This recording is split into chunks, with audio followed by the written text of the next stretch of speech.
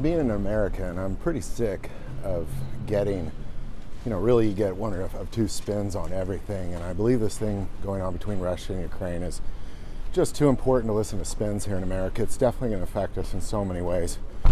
So I decided just to go to New York City and go to the Russian embassy and the Ukrainian embassy and ask questions. And I'm just going in cold.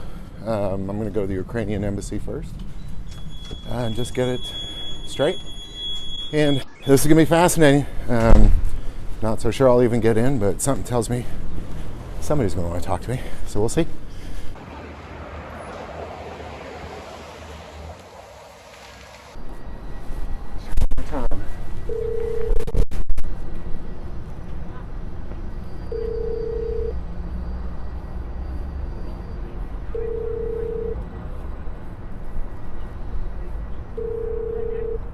Доброго ранку, я вас слухаю.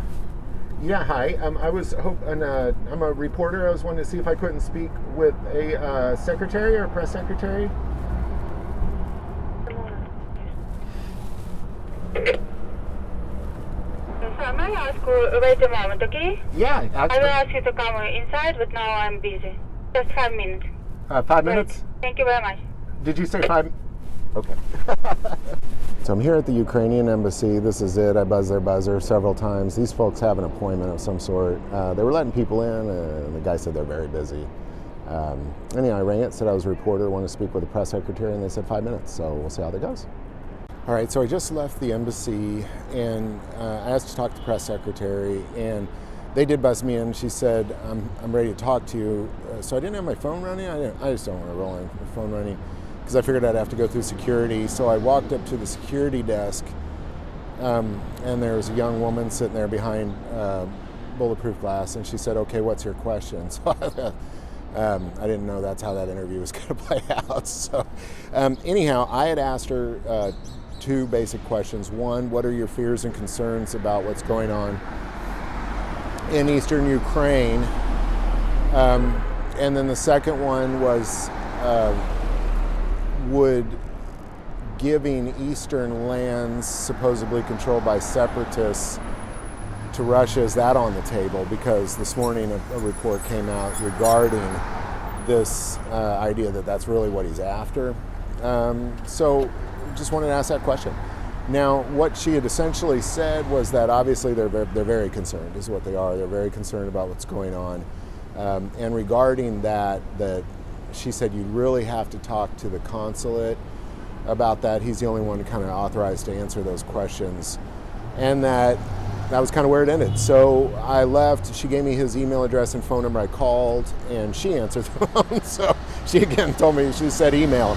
I asked how long that email response would be, and she said usually within 24 hours. So that's kind of where I'm at on this. I'm going to head to the Russian embassy next, see if I can get further.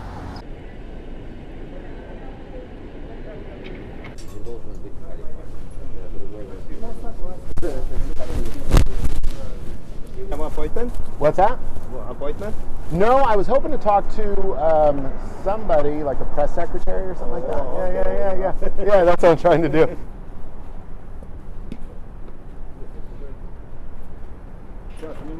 Yeah, take your time. Thank you so much.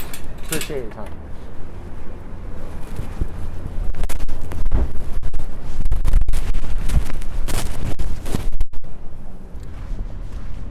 Well, that was interesting.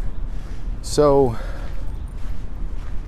strangely, a couple interesting things between the Russian and Ukrainian consulates. They both talked to me, first of all. It's strange to walk up and ring the doorbell and ask to speak to somebody, and both people are willing to speak to you. The Ukrainian secretary essentially told me, gave me an email address and a phone number to speak with them, and then the Russian consulate was a much nicer building, first, a very nice building, and they weren't as kind. When I talked, the guy kind of running the door said, we don't have anybody to talk to you. What are your questions? Was essentially what he told. So I told him what my questions were, and then he said, hold on. So I took that as a good sign. He came out later and said, somebody's coming to talk to you. So I took that as a good sign. And then a man came out to talk to me. He didn't let me in. He came out to talk to me. And ultimately, we spoke about, what are the fears of what's going on in Ukraine. He didn't have a comment on that. I don't think they're necessarily worried themselves. But the big question I asked is, if Ukraine was to release some of the territories that are in the separatist territories to Russia, would it de-escalate things? And then he did pretty much what the Ukrainian secretary did, which was give me an email and a phone number and said, well, they can answer all your questions. So that's kind of where I'm at. But I mean, it was very fascinating to at least go try. The point of really all this is that I'm tired of the spins. Just ask people, just walk up to people and ask them questions. When I told my wife what I was doing, she thought it was crazy. She said, you're the only person I know to go up and ring the doorbell of the Russian embassy and ask them questions. So there you go. I have emailed the Ukrainian guy. I've not emailed the Russian guy yet. When I get home, I will and walk in back to where I'm staying at. And then I'm heading home this evening and I'll email and follow up. So just a quick follow-up. I left the Russian consulate about an hour ago, and I called both the numbers that Ukraine gave me and Russia gave me, and got through to the Russian embassy, strangely in Washington, D.C., and spoke with their secretary. And ultimately, what I was told when I asked two questions, I said, what are your concerns with Ukrainian tensions on the eastern side of Ukraine? And also, if Ukraine was to give up the territories that the separatists are in, would that stop escalation? And I was kind of given an answer similar to Ukraine, which was, here's an email address, ask these questions there.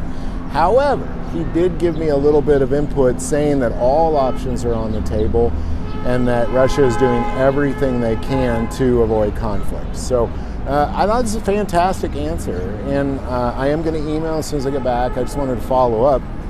I'm surprised I got a hold of anybody today, but I'm actually surprised how easy it is to get a hold of people as well. And again, I think oftentimes we have tensions in our country because people are not willing to talk to each other, that kind of thing. So just interesting series of events today. Again, I am going to send that email, and I will follow up if anybody responds and see what they say, but that's what I got so far. Interesting day, and it's not even lunchtime. Talk to you soon. I will follow up, by the way. If you like this video, click like and subscribe. We definitely want to take prayer requests regardless, so don't hesitate to send that in. Thanks for watching this episode of God, Family, and Guns. As always, love God. Love your family, and love guns.